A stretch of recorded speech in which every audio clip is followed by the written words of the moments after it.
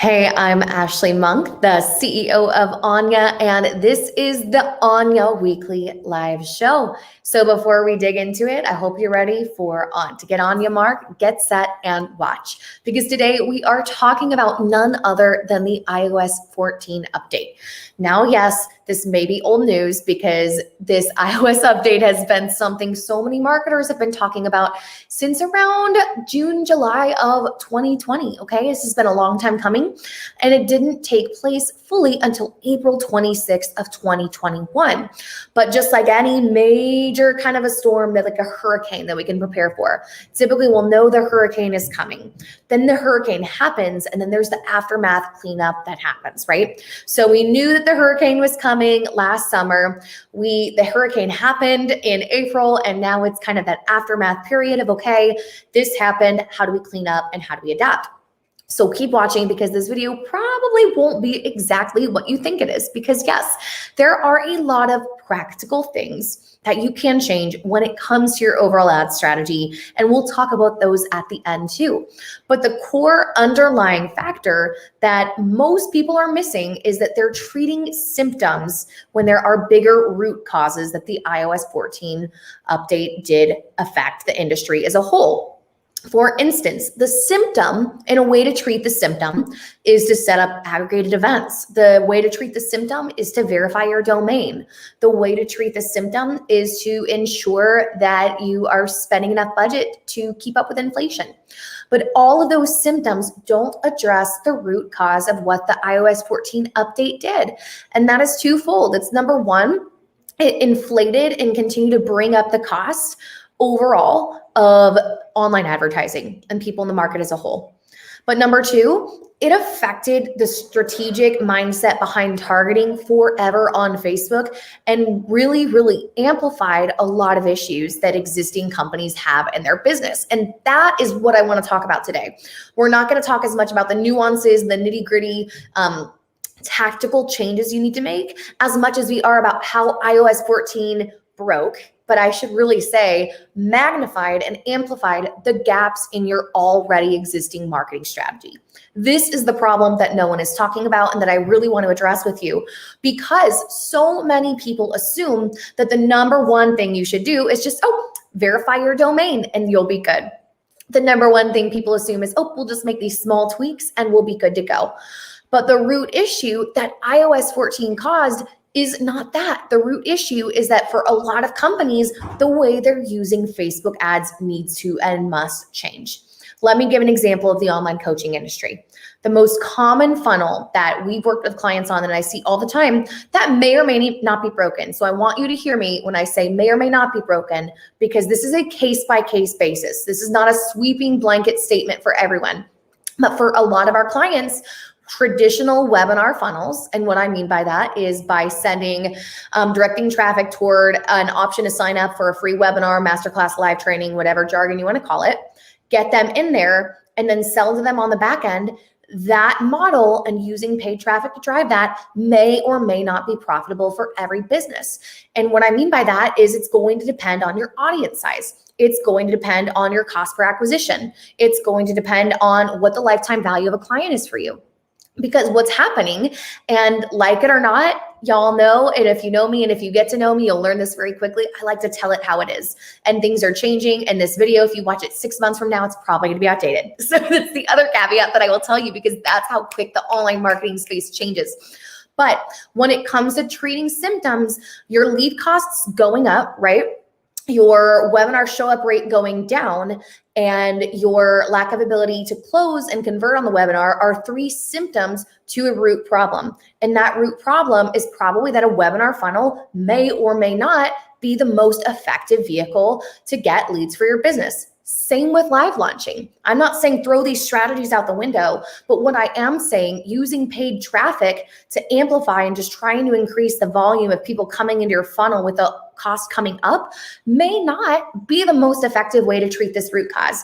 And that root cause is that iOS broke your marketing strategy for many people. And so this core issue, it's not your Facebook ad agency's job to fix. It's not your marketing. It's really your job as a whole to look at a few factors. What moves the bottom line in your business? And then how can you amplify what moves the bottom line in your business to create a system that is scalable and that paid traffic and other things can reinforce? That is the root problem in your business that you need to address if you think that your Facebook ads broke and they're not yielding the results that they once were. I'll give you an example, okay? Client webinar funnel sells a low ticket offer under $200. Goal for client is to get $3 leads so that she can convert at 2% to get people into this funnel, right? So she converts at 2%, she sells this, that's a few $100s in sale. The problem is, just like gas prices and just like stock, Facebook ad prices are going to continue to go up. That is called inflation. But the issue becomes, if this offer, if she doesn't have enough volume, there's going to be this threshold. It's kind of like a teeter-totter where, the overall profit that she makes isn't going to be able to balance or be as high as we would like it to be with the amount her leads are costing. And so it kind of, the teeter-totter begins to shift this way. And so when that happens, the price of the offer needs to go up or the lead costs need to go down, because that's how we can get the higher volume. The problem is, depending on the price of the offer and the way that it's converting, it may or may not be profitable for the same person to run ads to the webinar. It may be, well, goodness, we actually need a higher volume. Really, it's not profitable if we don't have anything lower than $1 leads. But if you look at the industry averages and the average cost of a webinar, for B2C, it was around $5 to $10, depending on your audience size. And for B2B, it's closer to $15, $20, and even $30 to $40, depending on your market. And so it's simply not feasible to squeeze that number down. There's only so much we can do, right?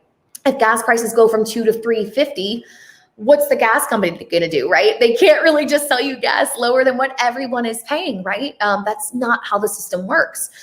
So the root cause is not necessarily, can I get the lead costs down? The root cause is, okay, what can I look at in my overall funnel instead of lead costs at this level as a way to convert people? Does my customer journey need to be longer? Do I need to find a different medium to get someone in my ecosystem, like a quiz funnel that's going to get them in at a lower volume, because people love to learn about themselves, so that I can have them in my ecosystem, have that higher volume, and then convert them organically? Is it more effective to use my ad spend there?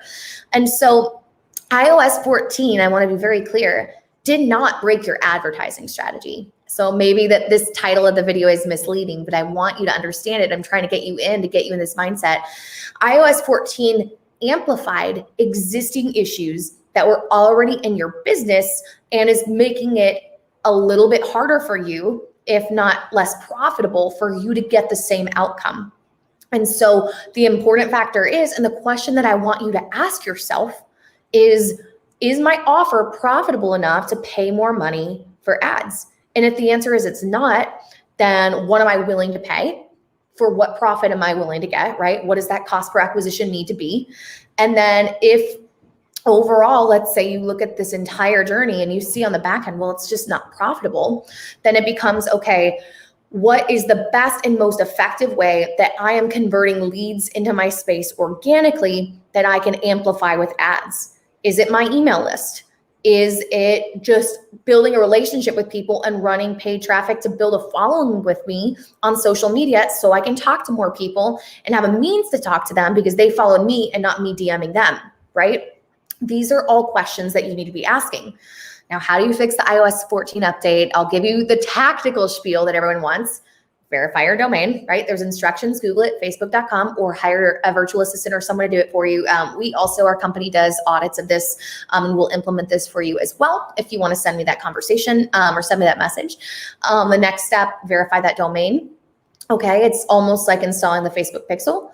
Optimize for your top 8 aggregated events. That's in the back end of Business Manager to make sure that you're prioritizing the events that you want to optimize conversions for. Those are the top 3 ways that you can take immediate action to fix your iOS ads, okay? But as you'll see, those tactical things, while many are offering them as the solution to the problem, you can see based on the conversation and the information that I just shared that treating those symptoms are not just they're not gonna bring your costs down, right? They're going to allow you to run ads, but they're not going to bring your costs down. They're not going to suddenly make you profitable overnight. And so if you really, really, really want to be effective, what you're going to do is, number one, look at your strategy as a whole. And number two, look at how you need to be diversifying in the first place. Because chances are you may, and I mean this with the most love, and y'all know me, I dish it how it is. I'm direct and I tell you with a smile what you need to hear, but you maybe don't want to hear. And that's that you maybe need to diversify. We're having these same conversations internally that we need to diversify too. We've been Facebook ad experts, but we have all our eggs in this basket. We're really good at it. But if it breaks, oh no, what do we do, right? But it's probably worth considering diversifying. It's probably worth considering going and looking at other platforms or bringing back organic into your strategy. And so that is how iOS may or may not have broken your strategy. Because here's the deal. Everyone's like, how can Facebook get away with this? Well, a lot of marketers thought for a while, well, maybe it'll just be a trend. And I thought this too. Maybe it'll kind of come back down and inflate. The reason that this has not happened is because though you and me might be complaining, sure, things are not going how they used to, for Facebook's stock is at an all-time high, okay, this year as well. People are continuing to come to the platform. And for Facebook stock to be that high, and if you remember that the advertising world online works as an auction, that means people are still bidding. That means people are still bidding. And when people are bidding, that means they're still spending money. And so for Facebook stocks to be high and for people to keep spending money on advertising, that means that if Facebook gets all of their money from advertising, then of course you need to remember that, guess what? That cost isn't going to go down. If Facebook stock maybe were to go down, just like the stock market, different story. If people weren't making money and being successful on advertising, maybe that cost would go down, different story.